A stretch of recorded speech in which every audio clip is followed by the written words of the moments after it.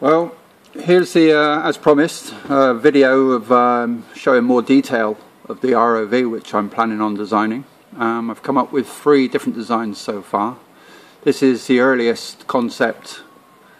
Basically I'm trying to make it as simple really as the ROV which I bought from the Deep Tracker, which is an elegant design. It's fantastic. I mean, you know, but you can't copy someone else's designs. So, but I'm trying to work it on a similar sort of principle of keeping everything down. So you've only got 2 main thruster motors, and instead of where the Tracker has used its complete body to rotate. This is very similar, but they've used the batteries as a counterbalance, so the whole thing rotates in the water. Obviously, this you know, as I was saying, you can't really copy this. You've got to come up with something. You know, try and come up with something yourself. But unfortunately, you know, like most things in life, you know, when something like this comes along, you look at it and you think, well, yeah, that's a brilliant solution to the problem. And obviously that's where they've come up with a brilliant system. So anyway, here's my sort of like thought pattern, if you like, or the way I'm going about things. Instead of counteracting the balance, I thought with this one, if I spin it around, you can see, to make it tilt, I thought we'd put a rear propeller which literally tilts the whole thing up. So then you can dive down, or vice versa, you can tilt it up so you can go up, you know, and so it completely turn around and go in whichever direction. But with this, when you go down to the bottom of the seabed, you have got the problem of you can't get the tail to drop down because obviously you're on the seabed, which you don't often go all the way down there because there's weed down there anyway. And I mean, I could overcome this by putting a round belly on it, so it's a bit like a seesaw, and that will go. The main reason why I went away from this design is because the pendulum effect, or if you like, the you know, on any ROV, to keep it level in the water, you need a float at the top, which would be this hollow chamber here, lit up, and then the batteries in the bottom chamber to give you like all the weight at the bottom to keep it level. But because it's so close together, I thought you could end up getting a lot of rock in the water anyway. Plus, with this design, you're always fighting the weight, so as you tilt up, the weight will want to drop it back down again in the water, you know, like with the pendulum effect. So so it's not ideal. So I've gone on to the second design, which is basically a totally different design. But this way, my plan was to all of this piece, you know, the center rotation, this motor here, all rotates, but the frame stays still. So all this stays still. And the idea would have been that it pivots on this center point where this is joined, so the whole lot can go down underneath the system. So I don't know if I can hold the camera and show you at the same time, but basically transform, rotate. So the ROV, when that drops down, then the ROV would climb, and also so you can see the motor tucks inside here, that's why it's hollow, so it spins around, and vice versa. If you go the other way, transform, rotate from the center spindle,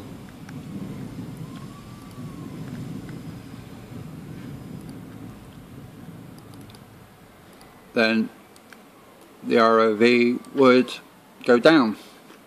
Obviously the camera can stay still with the body, the pendulum is way down low, so I thought this would probably work quite well, and it you know, you're only using the two, well, three motors really.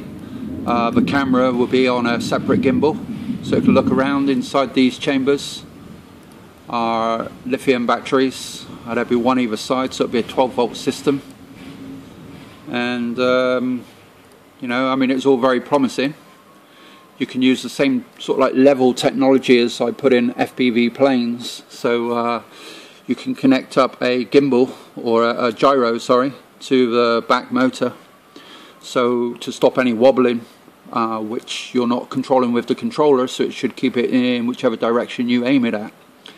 The one problem with this system is the electronics. The more electronics you'd need for this. When you tilt it to go down, unlike a servo, the motor, you know, the system won't know. You'd need another gimbal inside saying that it was at this angle, and when I let go I want it to go level, because the trouble is, as people who've flown FPV or ROVs know, when you're looking out of a single camera, sometimes you can't tell whether, you know, whether you're level or facing up or down or whatever. So I think this will work with a bit of work, but ideally I want to eliminate the back motor and just have these motors turn.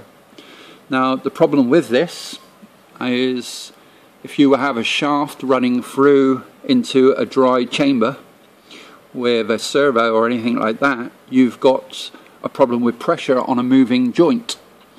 Now I don't really want that, because it's more maintenance, you know. You could probably do it with O-rings and everything else, you know, but the pressure water will always want to push inside. You know, if you're going to have a water joint, you don't want things moving really.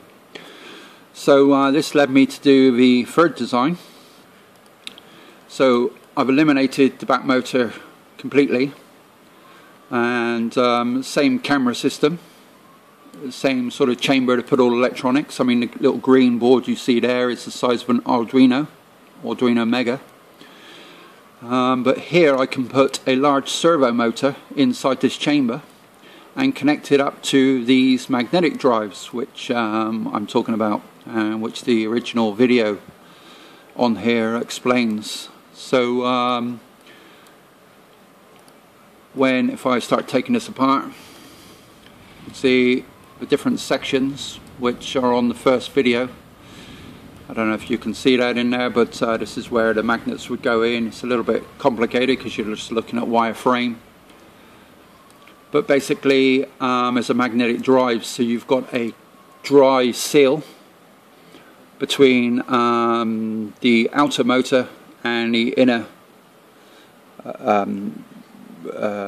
servo. So you have a watertight bridge, if you like, you know, a bulkhead. So there's no joining shaft or anything else going across the two. So all I'm asking it to do is half a turn. So if we go back on the thingy, so the whole thing would basically rotate, transform, rotate, either up as so, you know, to go up, or the other way around. So rotate.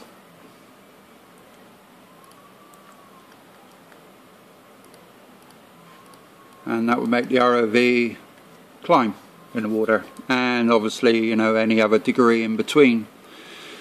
Now I'm hoping that this system will work. So like I said, this is model 3. I'm trying to make it so there's low maintenance really, and just, you know, ticking through the ideas. So this could change again, but this is what I have so far.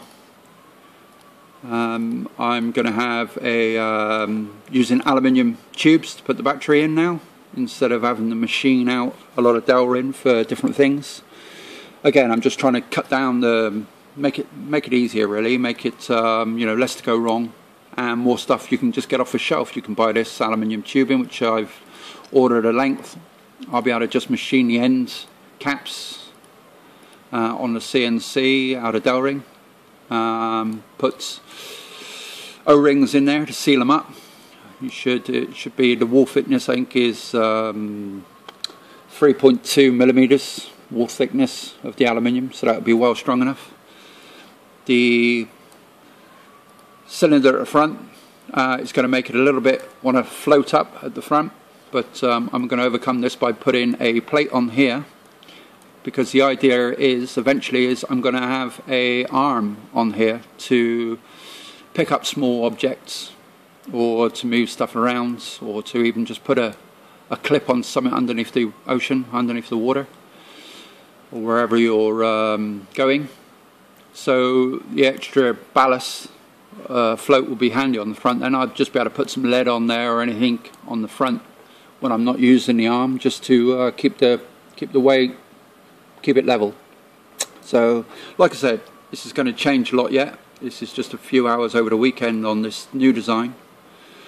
The umbilical will come out the back, so it's in line with the propellers, so when it pulls, you know, it won't pull it upright or up or down or change the angle. So hopefully this is looking promising. It's all down now to the magnetic coupling system, whether it's got enough torque, because obviously if these aren't held in line or held where I want them to be and they spin around, the whole thing is like ain't going to go anywhere. So it just relies on that. If I can't get enough, then I could end up having to make a wet seal going through a wet join, but hopefully I can get away with this. Okay, thanks for watching.